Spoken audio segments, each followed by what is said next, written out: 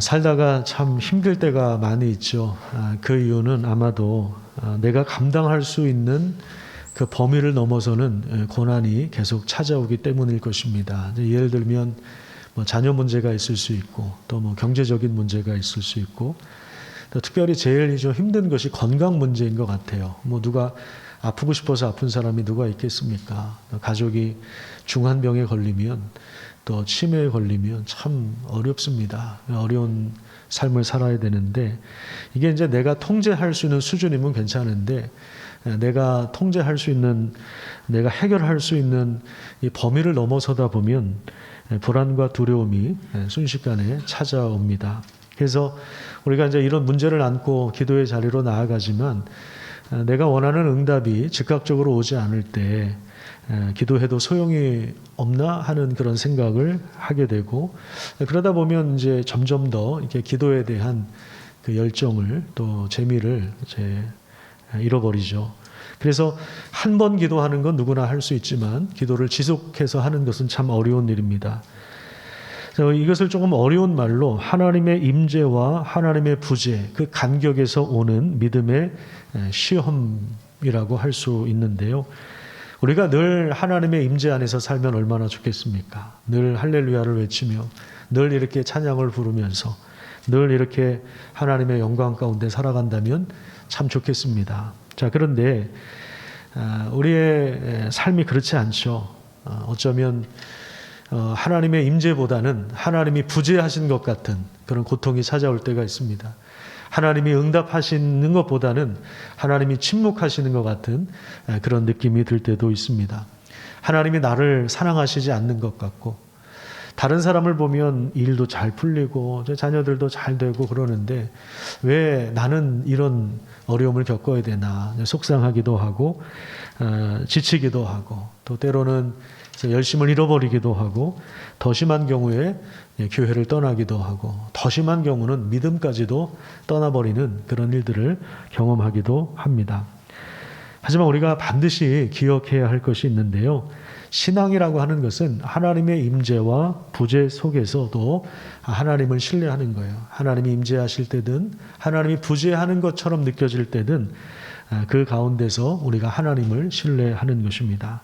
하나님이 응답하시는 것 같은 상황 속에서도 아니면 그 응답이 조금 지연되는 것 같은 그런 상황 속에서도 하나님을 바라보는 것입니다. 예수님은 나는 선한 목자다 이렇게 말씀하셨습니다. 선한 목자가 되신 예수님께서 양을 인도하여서 부족함 없는 삶을 누리게 할 뿐만 아니라 자신의 죽음을 통해서 영원한 안전과 안식과 기쁨을 누리도록 하십니다. 그 길이 무엇인가를 오늘 요한복음 11장을 통해서 이 나사로 사건을 통해서 조금 더 자세하게 살피도록 하겠습니다. 자, 먼저 우리 요한복음 11장 1절부터 4절까지 우리 같이 한번 읽겠습니다. 시작. 어떤 병자가 있으니 이는 마리아와 그 자매 마리다의 마을 베다니에 사는 나사로라. 이 마리아는 향유를 주께 붓고 머리털로 주의 발을 닦던 자요 병든 나사로는 그의 오라비 예수께 사람을 보내어 이르되 보시옵소서 사랑하는 자가 병들었나이다 하니 예수께서 들으시고 이르시되 이 병은 죽을 병이 아니라 하나님의 영광을 위함이요 하나님의 아들이 이로 말미암아 영광을 받게 하려 함이라 하시더라. 마리아와 마르다 그리고 나사로를 소개합니다. 나사로는 이 두 자매의 오빠였는데 병이 들었습니다. 그래서 자매들이 예수님께 사람을 보내서 주님께서 사랑하시는 나사로가 병들었습니다. 이렇게 소식을 전합니다. 예수님이 사랑하시는 사람도 병이 들 수 있습니다. 예수님을 사랑하는 사람도 병에 들 수 있습니다.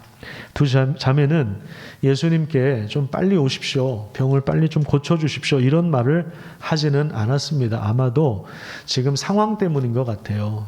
지금 이 나사로가 살던 마을이 이제 베단이라고 하는 지역인데 이 베단이라고 하는 지역은 예루살렘에서 남동쪽으로 한 3km 정도 떨어진 아주 굉장히 가까운 도시예요. 그런데 이제 예루살렘에는 유대인들이 예수님을 죽이려고 하는 그러한 시도와 계획들이 있기 때문에 예수님한테 그렇다고 좀 여기 오십시오라고 하는 건 좀 위험할 수 있거든요. 그러니까 좀 이러지도 못하고 저러지도 못하고 그냥 아쉬운 대로 주님 사랑하시는 나사로가 병이 들었습니다. 뭐 이렇게만 전달을 해도 아마 좀 의사 전달이 될 거다, 이제 이렇게 생각을 했던 것 같습니다. 자, 그런데 예수님께서 이런 소식을 들으시고 이렇게 말씀하세요. 이 병은 죽을 병이 아니라 하나님의 영광을 위한 것이다. 자, 그런데 사실 이 소식을 들으신 그날 나사로는 죽었습니다. 17절에 보면 예수님께서 베다니 마을에 도착하셨을 때 이미 죽은 지가 나흘이라고 했는데요. 이 베다니에서 예수님 계신 지역으로 걸어오려면 하루라고 하는 시간이 걸립니다. 그리고 예수님께서 그 소식을 들은 다음에 이틀을 그 자리에서 더 머무셨고, 그리고 예수님도 하루를 더 걸어가야 이제 4일째, 나흘째가 되는 것이죠. 자, 그러니까 시간적으로 계산해 보면 예수님께 나사로가 병들었습니다라고 소식을 알린 그날 나사로는 사실은 죽었고 예수님도 그 사실을 알고 계셨습니다. 나사로가 어떤 병에 걸린지는 모르겠지만 아주 중한 병이었던 것 같고요. 그리고 그 병 때문에 결국에 죽었습니다. 죽음이라고 하는 것은 그동안 그 사람이 어떤 공부를 했던, 어떤 꿈을 가졌던, 어떤 노력을 했던 그 모든 것이 다 종료되는 것이고 인간관계도 다 종료되는 것입니다. 남아있는 가족들은 가장 큰 상실감과 고통과 아픔, 슬픔이 몰려오는 우리 인간이 가장 감당하기 어려운 것이 바로 죽음입니다. 자, 그런데 이 나사로의 죽음을 두고 예수님은 조금 우리와는 좀 다른 것 같은 독특한 시각을 말씀하시는데 그 지점이 한 3가지가 나옵니다. 첫 번째는 4절을 보시면 이것이 하나님의 영광을 위한 것이다, 이렇게 말씀을 하시고요. 두 번째는 11절에 보면 잠이 든 것이다, 잠든 나사로를 깨우러 가자, 이렇게 말씀하시고요. 그 다음에 15절에 보면 내가 거기 있지 않는 것을 기뻐한다 라고 하면서 마치 나사로의 죽음 앞에서 기뻐하는 듯한 그러한 말씀을 하셨습니다.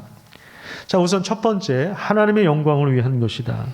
그럼 하나님의 영광을 받으시기 위하여 나사로가 병에 들게 하시고 나중에 살리셨는가? 그러니까 병 주시고 약 주시는 분인가?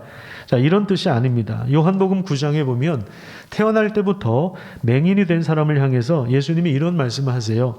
이 사람이나 그 부모의 죄 때문에 이 병에 걸린 것이 아니라 그에게서 하나님이 하시는 일을 나타내고자 하심이라, 이렇게 말씀하십니다. 무슨 얘기입니까? 그 소경을 통해서도, 그 병을 통해서도 하나님은 하나님의 영광을 나타내시는데, 그러니까 하나님의 영광을 위한 것이다. 그것이 하나님의 영광을 나타내신다는 그런 말이에요. 나사로의 죽음을 통해서도 하나님은 하나님이 하시는 일을 나타내신다는 것입니다. 그러니까 하나님의 영광을 위한다는 이 말은 하나님의 영광이 드러난다, 이런 말이에요. 사실 가족 입장에서는 얼마나 애가 탑니까? 그죠? 좀 빨리 예수님께서 오셔서 안수기도도 좀 해주시고 그러면 얼마나 위안이 되겠어요. 나중에 예수님이 며칠 후에 이제 오셨을 때 마르다도 그렇고 마리아도 그렇고 공통적으로 하는 말이 뭐냐면, 주님께서 만약에 여기 계셨더라면 내 오라버니가 안 죽었을 겁니다. 그렇게 이야기를 하죠. 그러니까 마르다와 마리아는 자신의 가족이 병에 걸린 것도 굉장히 힘든 일이었지만 예수님께서 그 자리에 함께 계시지 않은 것도 굉장히 힘든 일이었습니다. 우리도 그렇잖아요. 우리 가정에 불행한 일들이 오는 것도 참 어려운 일이죠. 경제적인 고통, 또 질병의 아픔, 가족에 누가 마음이 상해 있어요. 그럼 얼마나 힘듭니까? 우리 아이들이 학교에서 왕따라도 당한다고 생각해 보세요. 얼마나 애가 타겠습니까? 자, 그것도 참 힘든 일인데 내가 열심히 그 문제를 가지고 기도했어요. 그런데 별로 이렇게 상황이 호전되지 않는 것 같아요. 하나님이 내 기도를 안 들어주시나? 하나님이 능력이 없는 건가? 하나님 나를 외면하시나? 뭐 별의별 생각이 다 들지 않습니까? 지금 마르다도 그렇고 마리아도 그렇고 아마 그런 좀 예수님 앞에서 좀 그런 마음을 가졌던 것으로 보여집니다. 자, 그런데 여기 좀 재밌는 장면이 하나 나와요. 5절을 보시면 이제 이렇게 기록하고 있어요. 예수님이 본래 마르다와 그 동생 나사로를 사랑하셨다고 합니다. 그러면 당연히 어떻게 하셔야 됩니까? 나사로가 병들었다는 소식을 들은 즉시 모든 일정을 다 취소하고 달려가서 안수 기도해 주셔야 되는 것 아니겠습니까? 자, 그런데 6절을 보시면 그 이야기를 듣고도 예수님은 그 지역에 이틀을 더 머무셨습니다. 우리가 가진 성경에는 나와 있지 않지만 5절과 6절에 보면 다른 번역본에 나와 있는 단어가 하나 있는데 그게 뭐냐면 그러므로라고 하는 단어예요. 5절과 6절 사이에 그러므로를 넣고 제가 다시 한번 좀 읽어 볼게요. 이게 맞는 문장인지 한번 여러분들이 판단을 해 보십시오.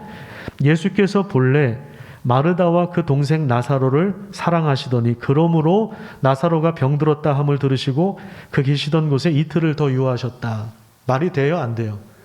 그러므로를 넣으니까 말이 안 되는 것 같아요. 그러니까 아마도 이게 번역하는 과정에서 좀 빠뜨린 것 같다. 이제 이렇게 학자들이 이야기를 합니다. 그러니까 참 이거 인간적으로 볼 때 우리도 이해가 되지 않는 내용이에요. 만약에 그러므로가 들어갔다면. 그죠? 그리고 5절과 6절이 지금 이게 조화가 되지 않아요.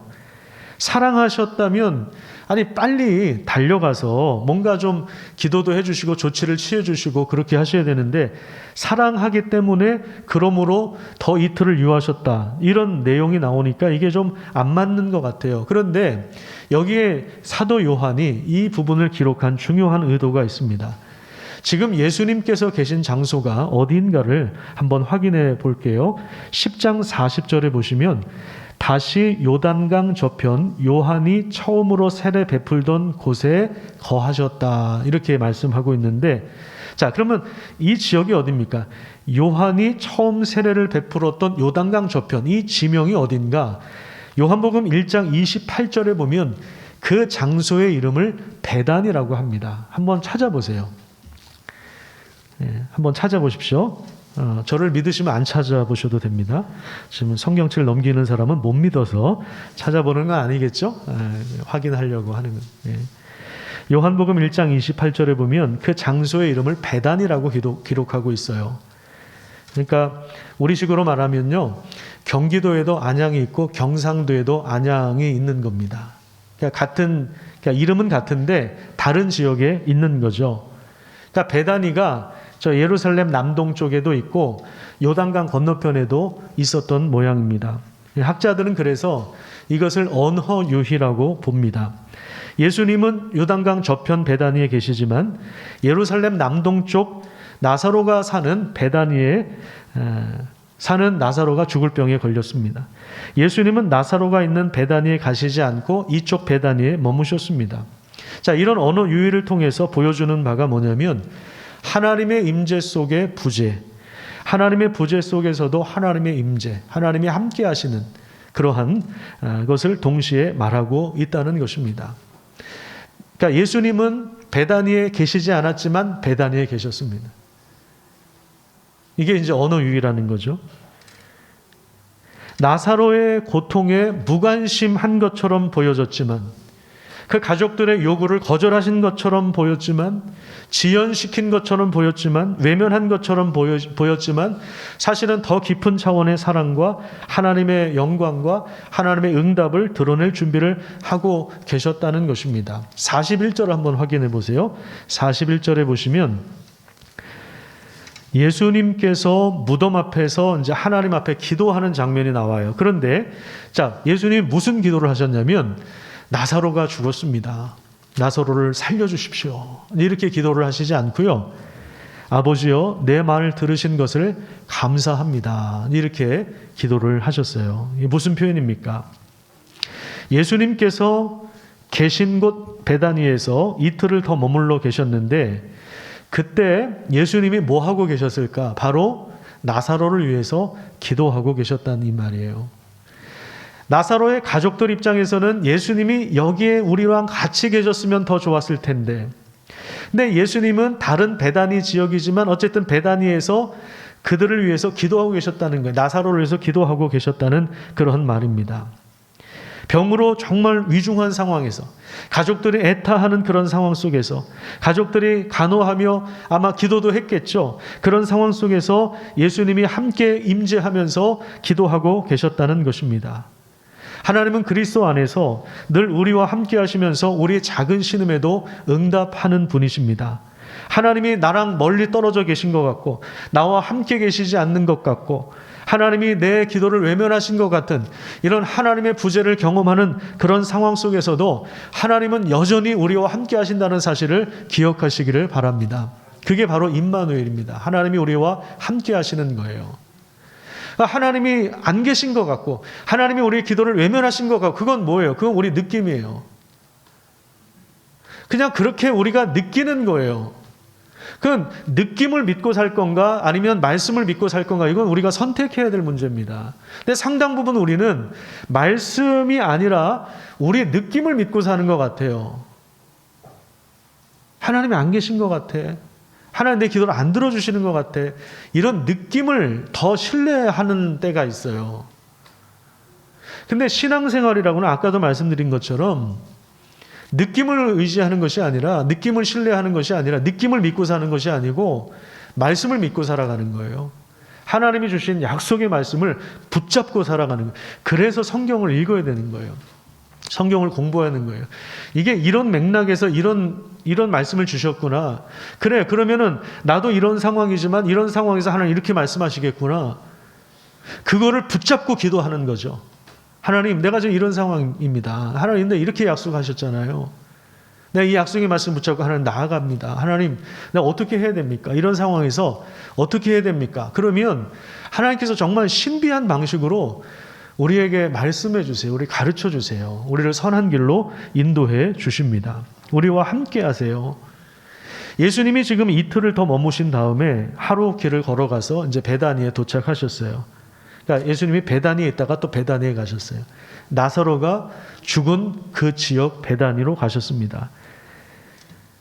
17절에 다시 한번 보시면은 나사로가 죽어 무덤에 들어간 지 이미 나흘이라고 되어 있는데 이스라엘은 날씨가 무척 더워서 이제 죽으면 바로 매장하는 관습이 있다고 합니다. 그리고 그 당시 사람들은 이런 생각을 가졌대요. 사람이 죽으면 영혼이 바로 떠나는 것이 아니라 그 사람에게 3일간 이제 머문다 이렇게 생각을 했다고 합니다. 뭐 민간 신앙 뭐 이런 거겠죠. 자, 그래서 이제 3일이 지나서 얼굴색이 바뀌면 그건 이제 영혼이 떠난 증거다 이렇게 생각을 했다고 하는데 예수님이 도착할 때 나흘이 지났다고 하는 것은 나사로가 잠깐 기절한 것도 아니고 그 사람들이 생각하는 것처럼 뭐 영혼이 3일 있다가 이제 떠난 시간 뭐 그런 것도 아니지만 어쨌든 분명한 사실은 완전히 죽었다는 것. 이게 이제 사람들의 마음속에 확실히 자리 잡고 있는 그때입니다. 이제 인간의 능력으로는 그 누구도 무엇을 어떻게 할 수 없는 그런 시간입니다. 의학적으로는 사망 선고가 내려진 그런 상황이죠. 그때 이제 예수님 도착하신 거예요. 예수님이 오신다는 이야기를 듣고 마리아가 먼저 달려가 맞이합니다. 이때 예수님은 마르다에게 놀라운 메시지를 주세요. 너희 오빠가 다시 산다. 그러니까 마르다가 뭐라고 합니까? 24절을 한번 보세요. 24절에 보시면 마르다가 이렇게 얘기를 해요. 마지막 날 부활 때에는 다시 살아날 줄 내가 압니다. 그러니까 마르다 역시 인간적인 기대와 모든 소망은 이미 다 내려놓은 상태입니다. 나름 신앙 고백을 한 거죠. 우리가 사도신경 하는 것처럼 막연하게 이제 신앙 고백을 한 거예요. 어쩌면 정말 막연하게 한 것일 수도 있습니다. 아유, 천국에서 만나보자. 그날 아침 거기서. 우리 장례식장에서 찬송가 부르는 거죠. 좀 막연하게 부를 때가 있잖아요. 정말 그거 정말 만날 거를 믿고 부르십니까? 그죠? 사실은 믿고 불러야 되는데 우리가 사실은 막연하게 부를 때도 있죠. 마지막 때 언젠가는 다시 만나겠죠. 그래요. 막연하게 그냥 이렇게 아마도 대답을 한 것 같습니다. 자, 그런데 예수님은 더 놀라운 말씀을 하세요. 25절과 26절을 같이 한번 읽어볼게요. 시작. 예수께서 이르시되 나는 부활이요 생명이니 나를 믿는 자는 죽어도 살겠고 무릇 살아서 나를 믿는 자는 영원히 죽지 아니하리니 이것을 내가 믿느냐. 자, 마르다가 마지막 날 부활 때는 다시 살아난다고 하는 그런 기본적인 어떤 교리에 대한 어떤 신앙 고백을 가지고 있었던 사람입니다. 예수님에 대한 믿음을 가지고 있었던 사람인데 예수님은 마르다가 가진 그 믿음에서 신앙 고백에서 한 차원 더 높은 이야기를 해주세요. 그게 뭐냐면 나는 부활이요 생명이다라는 거예요. 내가 부활이고 생명이다 이 말이에요. 이 두 가지 단어가 같은 말인데 두 번 쓰신 건지 아니면 다른 의미가 있는데 상호 보완적으로 되어 있는지 한번 보겠습니다. 부활이라고 하는 말은 뭐냐면 바로 그 뒤에 나와 있는 것처럼 나를 믿는 자는 죽어도 산다. 이게 부활이에요. 그 다음에 생명, 영생은 뭐냐? 살아서 나를 믿는 자는 영원히 죽지 않는다. 이게 이제 영생이라고 하는 말이에요. 그러니까 부활은 죽어도 다시 산다는 말이고, 영원한 생명은 이미 시작되었기 때문에 죽음도 하나님과 우리 사이의 그 관계를 끊어놓을 수 없다 이 말이에요. 그 무엇도 하나님의 사랑에서 우리를 끊을 수 없느니라. 로마서 8장에서 이야기하는 것처럼 사랑은 죽음보다 더 강한 것입니다. 아무도 이미 시작된 영생의 삶 가운데서는, 믿음의 삶 가운데서는 절대로 그 죽음이라 할지라도 영원한 생명에서 우리를 끊어놓을 수 없다. 그렇게 이야기하신 것입니다. 19세기 루터교 설교자가 이런 고백을 했습니다.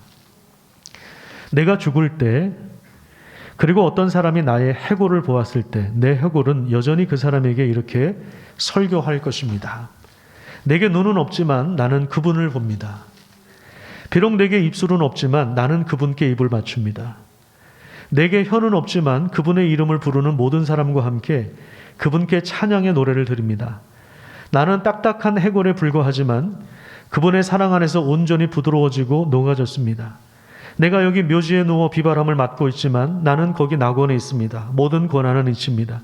그분이 자신의 십자가를 지고 골고다로 가셨을 때 그분은 크신 사랑으로 우리를 위해 이 일을 하셨습니다.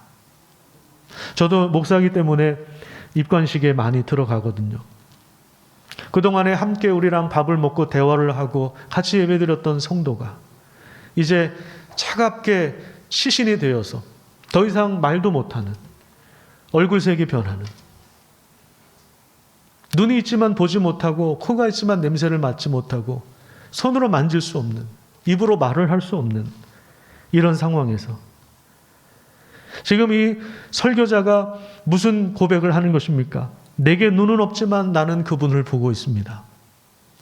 저는 이 글을 읽으면서 전율을 느꼈습니다. 또 장미자 집사님이 생각이 났습니다. 또 우리와 함께 예배드리다가 먼저 돌아가신 우리 성도님들이 생각이 났습니다. 우리 입장에서 볼 때 죽은 사람은 말이 없고 볼 수도 없고 움직일 수도 없습니다. 특히 우리 집사님처럼 어린 자녀들을 남겨두고 먼저 가신 분들을 생각하면, 또 오랜 질병으로 고생하시다가 돌아가신 분들을 생각하면 아이고 불쌍해서 어쩌나. 우리 어르신들이 계속 그런 말씀 하셨죠. 그죠? 아이고 불쌍해서 어쩌나. 그러니까 우리 입장에서는 정말 그래요. 불쌍해요. 그런데 지금 여기 고백에 의하면 뭐예요? 그분은, 그러니까 우리 관점이 아니에요. 지금 살아있는 우리 관점에서 아니라 돌아가신 그분은 주님을 더 자세히 보고 있고, 그분 얼굴과 얼굴을 맞대고 보고 있고, 그분에게 입 맞추고 있고, 그분을 찬양하고 있다는 거예요. 인간적인 모든 소망이 끊어진 곳에서 가장 큰 절망과 두려움과 아쉬움과 후회와 눈물로 얼룩진 그 장례식장에서 그것이 끝이 아니다, 죽음이 끝이 아니라고 말씀하시는 분이 계십니다. 그분이 바로 예수 그리스도십니다. 그분을 정말 믿고 계십니까?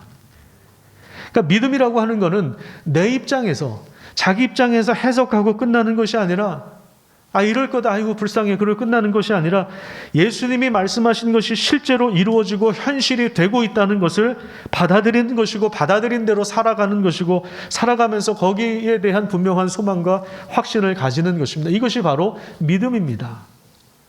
우리가 변화되지 않는다면 그것은 믿음이 없기 때문에 그렇습니다. 정말 하나님이 하신 일들을 받아들인다면, 하나님의 약속을 받아들인다면, 우리의 자세는, 삶을 향한 시선은, 우리 가치관은, 우리는 변화될 수밖에 없습니다. 그걸 받아들이면 바뀔 수밖에 없죠. 그걸 받아들였는데 어떻게 똑같이 살아갈 수 있어요? 예수님을 모르는 사람들하고 어떻게 똑같이 살아갑니까? 예수님은 하나님을 떠난 세상에서 죽음이 만들어 놓은 아주 이 냉혹한, 아주 그 냉정한 현실 앞에서 눈물을 쏟으셨어요. 여기 보면 35절에 보면 예수께서 눈물을 흘리시더라. 나사렛 무덤 앞에서 눈물을 흘리셨다고 했거든요. 이게 저도 이번에 보니까 학자들이 해석해 놓은 걸 보니까 이게 그냥 조금 흘린 눈물이 아니라 왈칵 쏟아내는 눈물이라고 하더라고요. 왈칵 그냥 쏟아내는 눈물. 예수님도 우셨어요. 장례식 가서 울고 있는 분들 보시면은 말리지 마세요. 그냥 마음껏 우시라고 하는 게 좋습니다. 슬픈 걸 어떻게 합니까? 울어야죠. 그게 소망 없이 우는 건 아니겠죠. 예. 우리가 정말 예수님 없어서, 진짜 예수님 안 계시면 진짜 철학자들의 말이 맞죠. 우리는 진짜 세상에 내던져진 존재들이다. 이게 맞는 말이에요. 예수님 안 계시면. 예수님 없는 사람들은 정말 그런 소망이 없으니까 우는 게 맞아요. 근데 우리 그리스도인들도 슬프니까 우는 거죠. 산자와 죽은 자 사이를 가로막고 있던 바위 무덤에 돌을 치우라고 하신 다음에 예수님께서 나사로야 나오라 이렇게 명령하셨습니다. 나사로의 이름을 직접 부르면서 나오라고 하신 거예요. 그냥 이름을 안 부르고 나오라고 하셨으면 다 나올 수 있으니까 그냥 나사로의 이름을 불러서 나사로야 너만 나와라. 그러니까 나사로가 실제로 그 음성을 듣고 나왔어요. 얼굴은 수건으로 손발은 천으로 둘러싸인 채로 나왔습니다. 목자가 자기 양의 이름을 부를 때 양이 목자의 음성을 알아듣고 일어나 나왔던 것처럼 선한 목자이신 예수 그리스도의 이름을 그 음성을 듣고 나사로가 그 명령에 순종하여 따라 나온 것입니다. 이것이 얼마나 큰 은혜입니까? 그러니까 여러분 평소에 예수님 잘 믿으시기를 축복합니다. 예수님 말씀 듣고 살아가십시오. 이것이 예수님의 말씀이야. 그렇게 살아가야 나중에 여러분 돌아가실 때 예수님 누구야 나와라 그러면 이제 그때 나오셔야 돼요. 그때 계속 자고 계시면 안 돼요.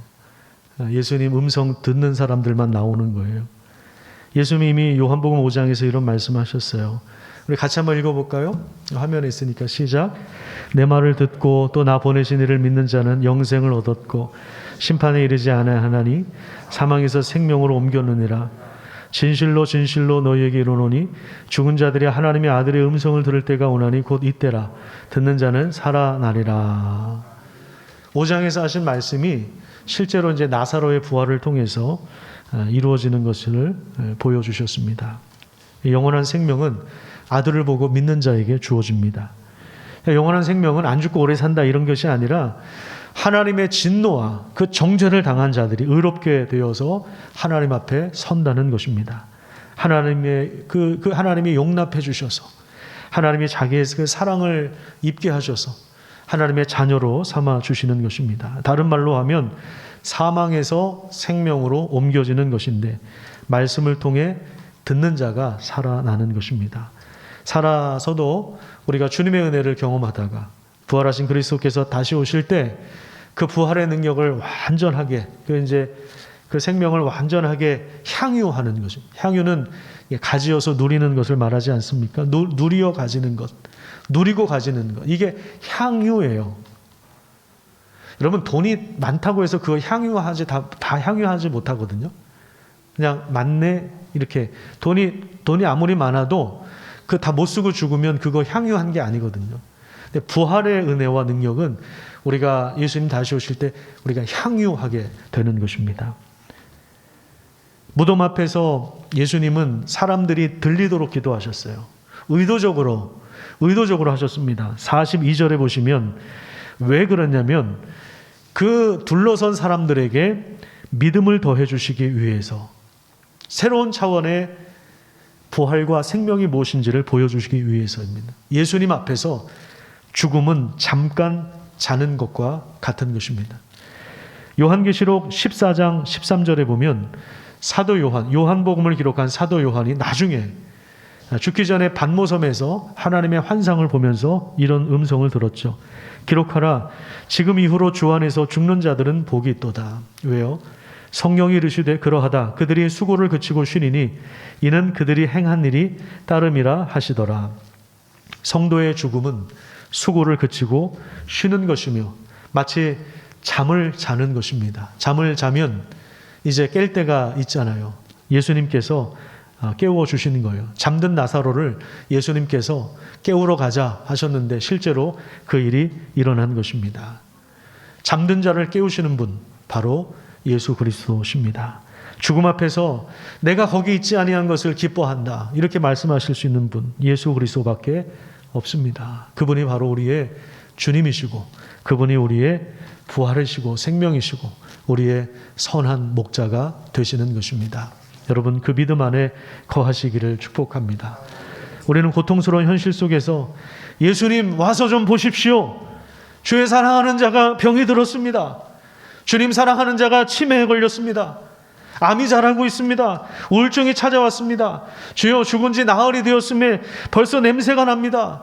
사실은 우리가 할 말이 이거밖에 없어요. 이것이 우리 인간의 한계이며 우리 인간의 실존입니다. 정말 예수님이 안 계시면 우리는 철학자들이 이야기한 것처럼 세상에 내던져진 그런 존재에 불과한 것입니다. 돈이 아무리 많아도 아무리 큰 권력을 가지고 있어도 죽음의 문제를 해결할 수가 없는 거예요. 아무리 돈이 많아서 뭐 줄기세포 어쩌고저쩌고 해가지고 생명을 연장할 수 있는 그런 헛된 꿈을 가진 사람들이 많았지만 결국 죽어요. 좀 연장해서 뭐 하려고요? 영원히 하나님과 끊어졌는데 그거 5년, 10년 연장해서 뭐 하려고요? 부자들은 다 그렇게 한다고 그러더라고요. 오래 살려고. 10년, 20년 더 오래 살아서 뭐 하려고요?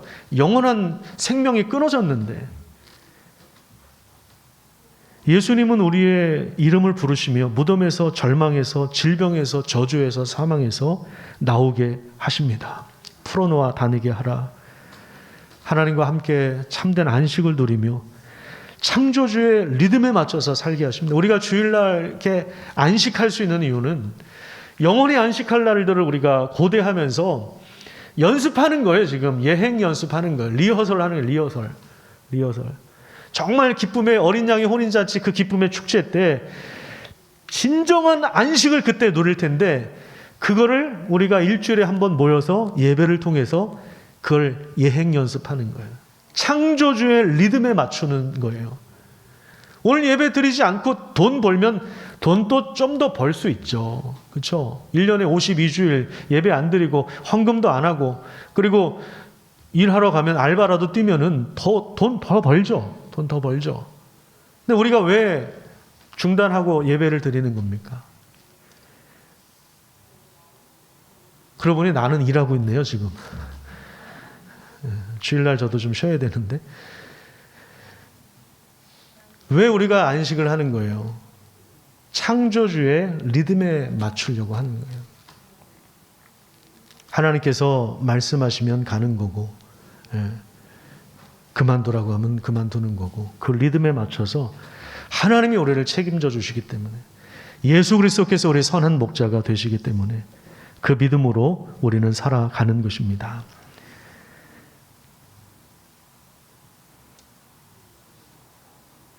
그리고 거기에서 하나님은 자신의 영광을 드러내신 거예요. 그 영광을 위해서 예수님 고난을 받으셨고요. 십자가의 자리로 가셨습니다. 예수님은 우리에게 지금도 이렇게 말씀하세요. 함께 그 자리로 가자. 겟세마네 동산까지, 피땀 흘린 동산까지, 심판하실 자리까지 함께 가자고 말씀하십니다. 왜요? 그곳에서 크신 영광 보여주시려고. 하나님의 영광은 십자가를 통해서 오는 것입니다.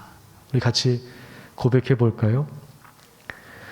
예수 나를 오라 하네, 예수 나를 오라 하네. 어디든지 주를 따라 주와 함께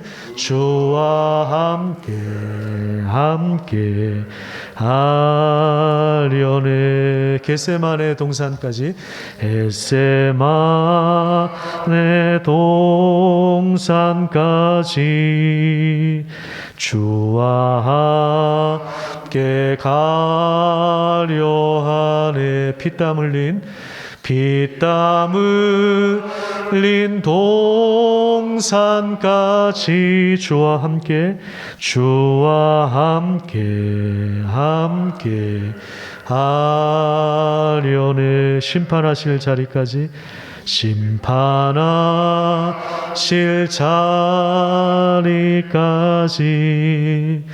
주와 함께 가려 하네.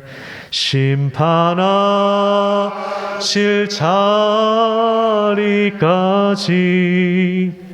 주와 함께 하려네. 주가 크신 은혜 내려 주가 크신 은혜 내려 나를 항상